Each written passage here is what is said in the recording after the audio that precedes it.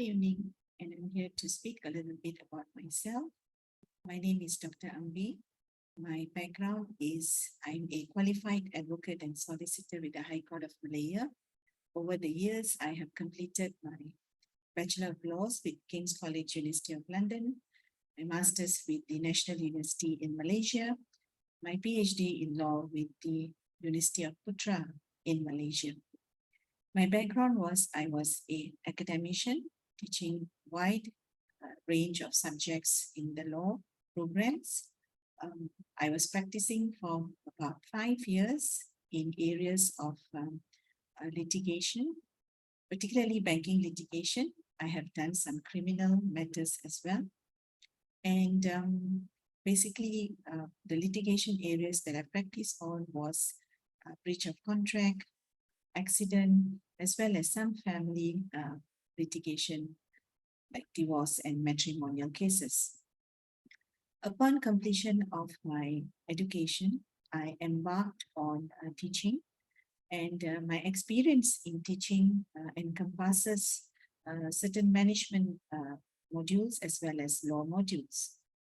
Currently at Taylor's University, I lecture on criminal law.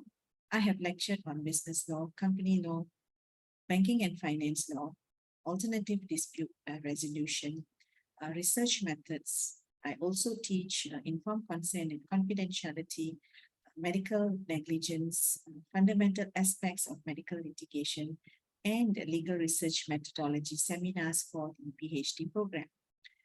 As a senior lecturer and program director for the LL.B undergrad program, our administrative responsibility also requires us to contribute in many ways. We do a lot of teaching, research. I have published more than 25 over papers in indexed as well as non-indexed journals. We also carry out responsibilities of other non-academic activities to the university, for instance, taking part in seminars, marketing duties, so on and so forth.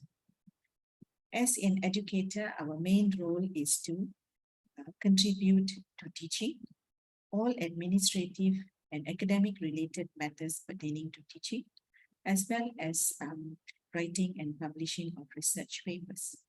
The research papers that I have written and published encompasses areas of criminal law, mainly medical law, as well as informed consent, and some areas of cyberbullying as well as sexual harassment.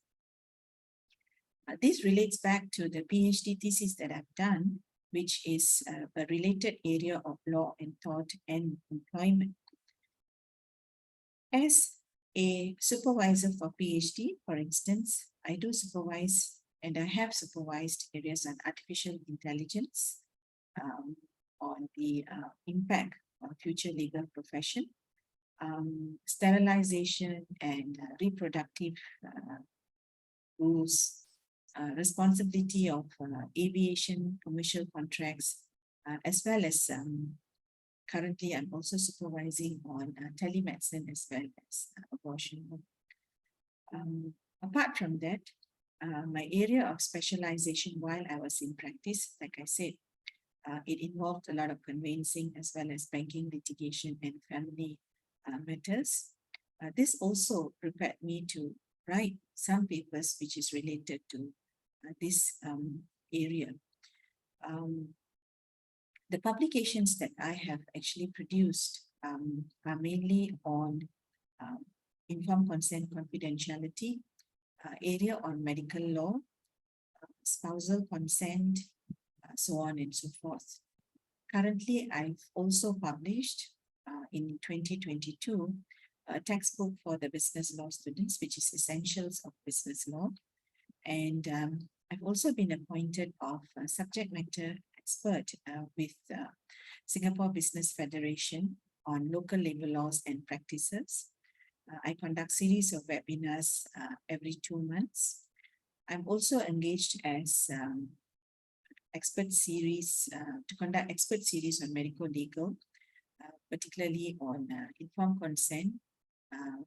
So I've conducted workshop in private as well as public hospitals in Malaysia.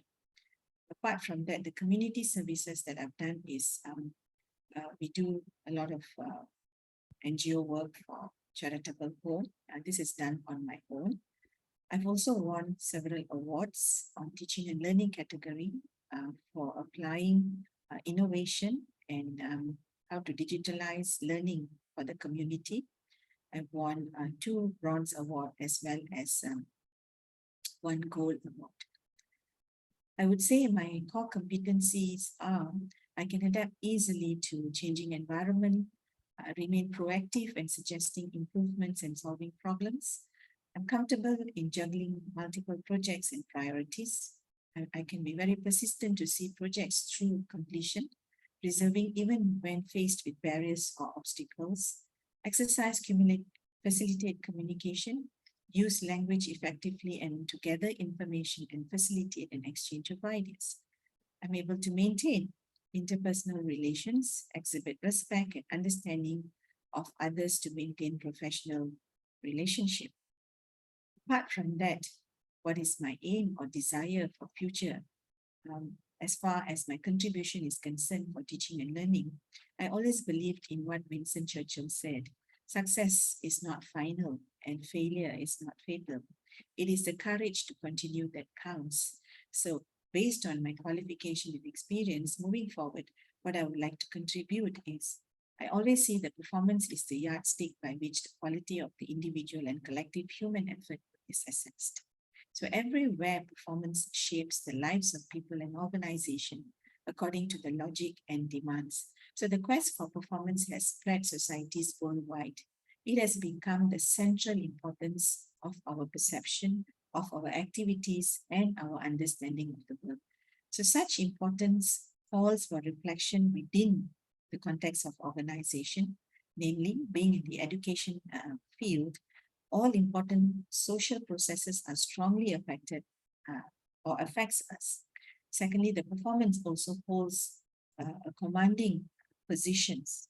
So therefore, I would say that to identify talented students for demandable business professionals with cumulative academic background and with a dynamic global outlook and creative thinking as a whole can generate a lot of difference in the world of teaching and learning. Therefore, I believe in creating environment to apply innovative and teaching techniques and practices to further enhance learning and teaching to implement outcome-based learning and teaching to provide a state-of-art environment that stimulates students' learning interests. Therefore, I would reiterate here, and I always loved what Mahatma Gandhi said, learn as if you will live forever, live like you will die tomorrow. And with this, I would like to wrap up by saying, every dream will remain as a dream if that dream is not lived. Thank you.